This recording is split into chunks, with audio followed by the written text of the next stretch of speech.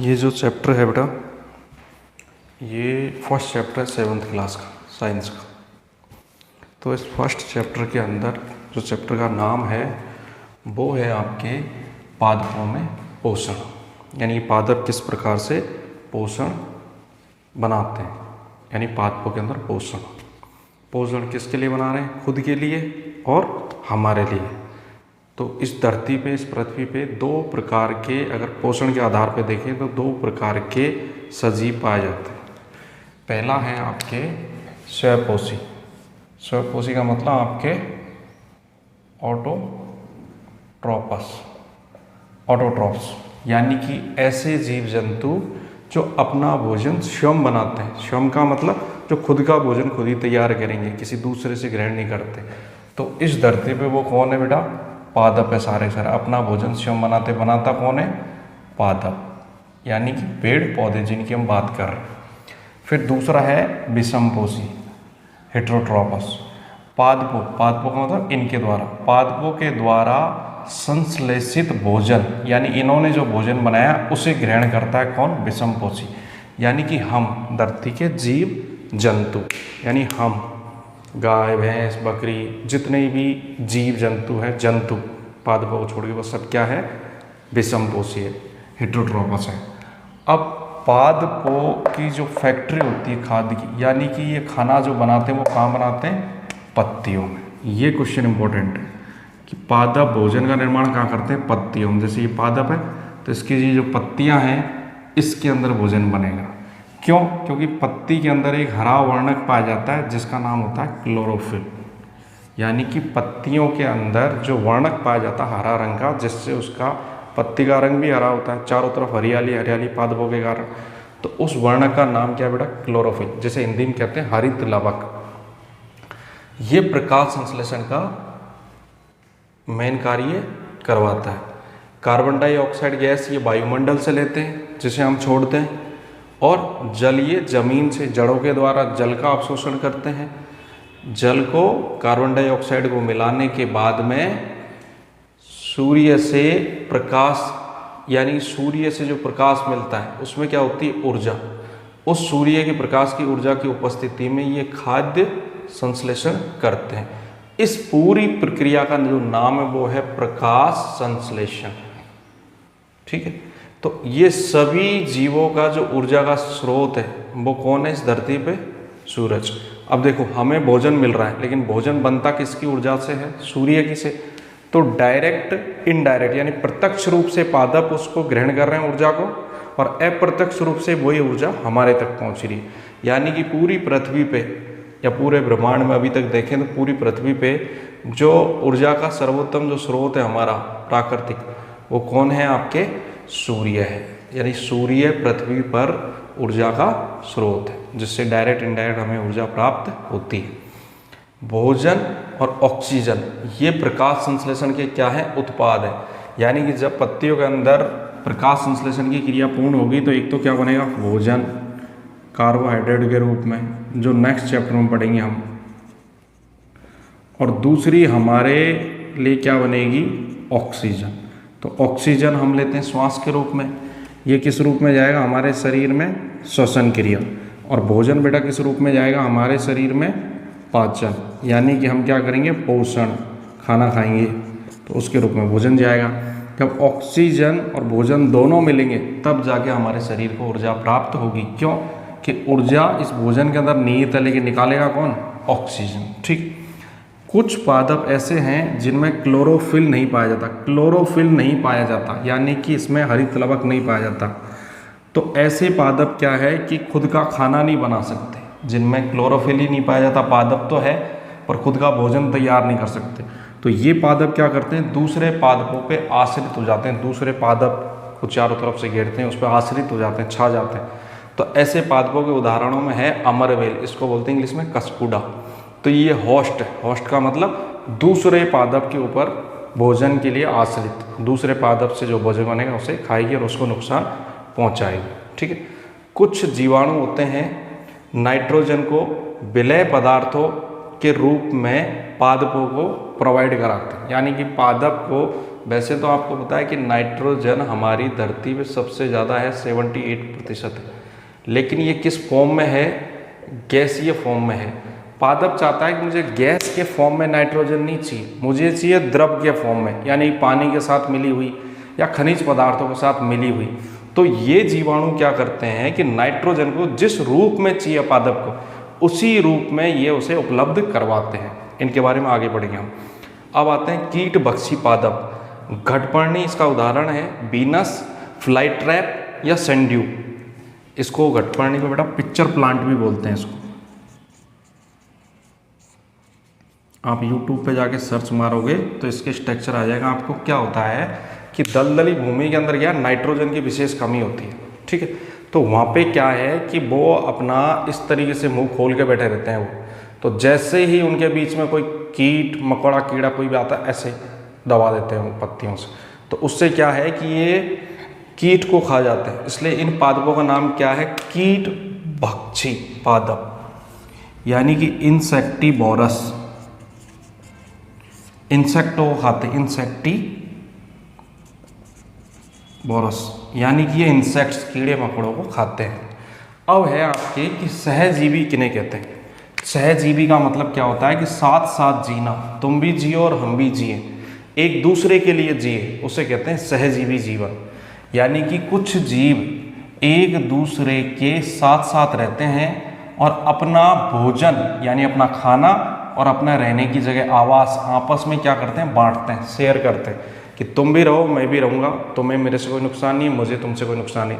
Even दोनों साथ साथ रहते हैं, एक दूसरे को फायदा पहुंचाते हैं। इसका सबसे बेस्ट एग्जाम्पल है बेटा लाइकेन। और लेगुमिनेसी कुल के पादपों के साथ में एक जीवाणु रहता है जिसका नाम है राइजोबियम जीवाणु।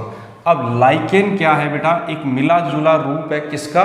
दो पादपों का। जैसे कि शैवाल भोजन तैयार करता है किसके लिए? कवक के लिए। जैसे सपोज करो कि ये पूरा जो प्लांट है इस टाइप से होता है। एक प्लांट में छोटा सा स्ट्रक्चर बना रहा हूँ आपको, आपने जिसको बोला हुआ सांप की छतरी, जो सर्प होता है उसकी छतरी टाइप होता है ये हमारे जो गाय का गोबर वगैरह पटकते हैं वहाँ पे उगते हैं सफ़ेद रंग के। ये हरे नहीं होते, ये सफ़ेद रंग के होते हैं कवक, छतरी टाइप होती है ऐसे। इसको बोलते हैं सर्प स्नेह की छतरी, सांप की छतरी, ठीक है। तो शैवाल जो है वो इसके ऊपर मोल्ड के ऊपर आके बैठ जाते हैं। तो शैवाल क्या है? शैवाल क्या करते हैं? प्रकाश संश्लेषण करते हैं। क्यों करते हैं प्रकाश संश्लेषण? क्योंकि इनके पास ये क्लोरोफिल वर्णक पाया जाता है।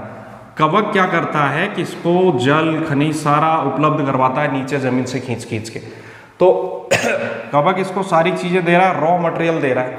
जैसे घर में सब्जी बनानी है, सब्जी बनाना किसी और को आता है लेकिन सब्जी लाने वाला कोई और है। तो कुल मिला के ये कवक क्या है कि इसको सारी चीज़ें कच्चा पदार्थ ले जाके दे देता है। बोले मेरे से बनेगा कुछ नहीं, तो मेरे को भोजन बना के दे दे। शैवाल कहता है कि मेरे से लाया कुछ नहीं जाता, अगर तू ये चीज़ ला के देगा तो मैं भोजन बना दूंगा। तो शैवाल क्या करता है? कवक के लिए भोजन तैयार करता है। तो कवक इसको चीज़ें ला के देता है, ये भोजन बनाता है, ये कवक को भोजन देगा और भोजन बनाने के लिए जो चीज़ चाहिए वो शैवाल को ये देगा। तो शैवाल भोजन तैयार कर रहा है तो खुद भी खाएगा और कवक को भी देगा। तो इसे कहते हैं बेटे सहजीवी जीवन, यानी कि एक दूसरे के साथ जी। आगे है आपके इसका बेस्ट एग्जाम्पल आपका लाइकेन हो गया। अब एक टॉपिक और है शैवाल को हम डिटेल्स में पढ़ें तो नील हरित शैवाल। अब नील हरित शैवाल क्या होते हैं? आपने देखा होगा जितने भी हमारे पानी के स्रोत हैं, जैसे हम टंकी पे पानी पीते हैं या कहीं नहाते धोते हैं कहीं भी करते हैं, तो वहाँ पर हरी हरी एक कजी टाइप छा जाती है जिसे काई कहते हैं, उसको ही बोला जाता है नील हरित शैवाल। अब ये बड़े बड़े जैसे कोई बड़ा तालाब है उसके अंदर आप देखते हो चारों तरफ हरी हरी वो छाई रहती है, ये क्या आपके नील हरित शैवाल है।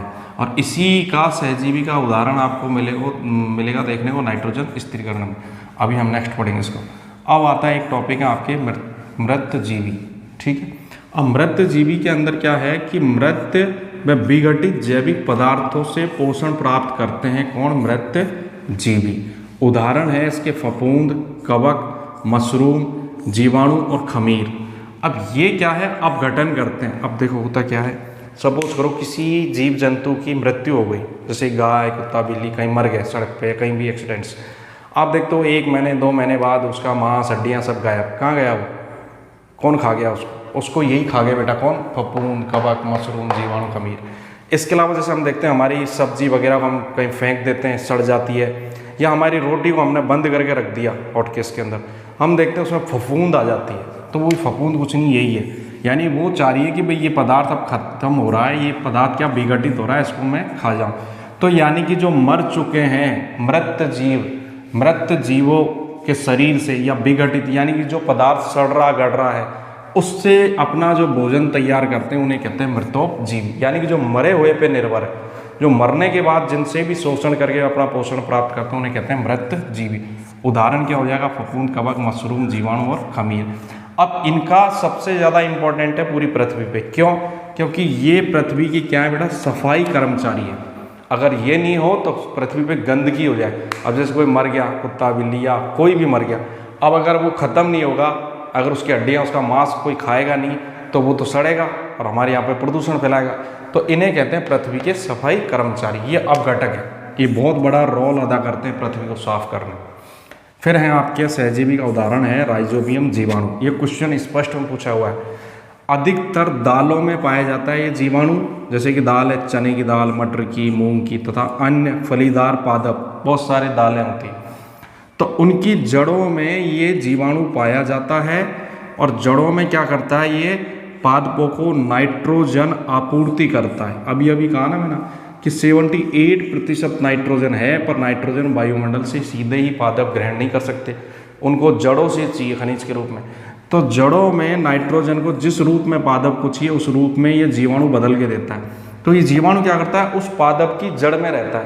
पादप इसको अपनी जड़ में रहने की जगह देता ही क्यों है? क्योंकि पादप को इससे फायदा है कि ये उसको नाइट्रोजन देगा, किस रूप में, जिस रूप में उसे चाहिए।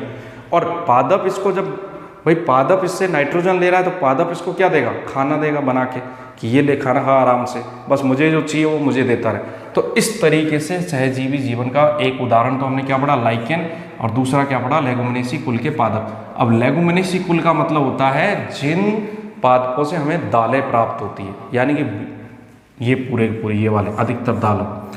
अब एक टॉपिक और है आपके कि रंध्र पत्तियों में पाए जाते हैं। जैसे ये पत्ती है आपकी कोई,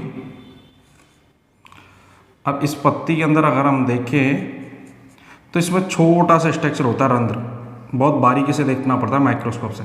तो इन रंध्रों से, जैसे इस रंध्र को मैं बड़ा करके देखूँ तो ऐसे रंध्र है ये।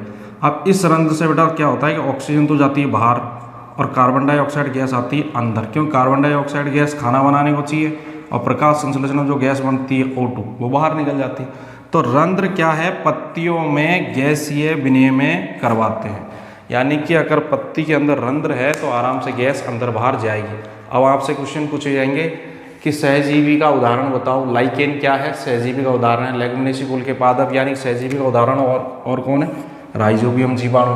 आपसे पूछा जाएगा स्वयंपोषी किसे कहते हैं, विषमपोषी किसे कहते हैं, प्रकाश संश्लेषण क्या होता है, यानी कि पादप भोजन किस क्रिया के द्वारा बनाते हैं, प्रकाश संश्लेषण द्वारा। इनमें हरे पादपों का रंग हरा क्यों होता है, क्योंकि इसमें कौन सा वर्णक पाया जाता है, क्लोरोफिल।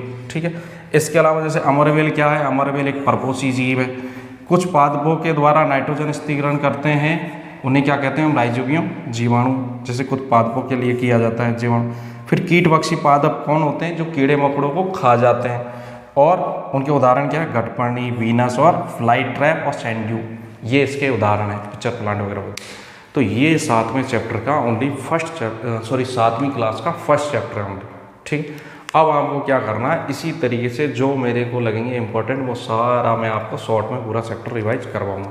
अब इस वीडियो को लगभग कम से कम 2 से 3 बार देखना, तो ये पूरा समझ में आ जाएगा और आपको याद भी आराम से हो जाएगा। ठीक है। सारे स्टूडेंट देखना, क्योंकि अगर कॉपी मुझे खाली मिली तो फिर तुम्हारे नंबर नहीं आएंगे, और नंबर नहीं आएंगे तो तुम्हें पता है फिर क्या होगा।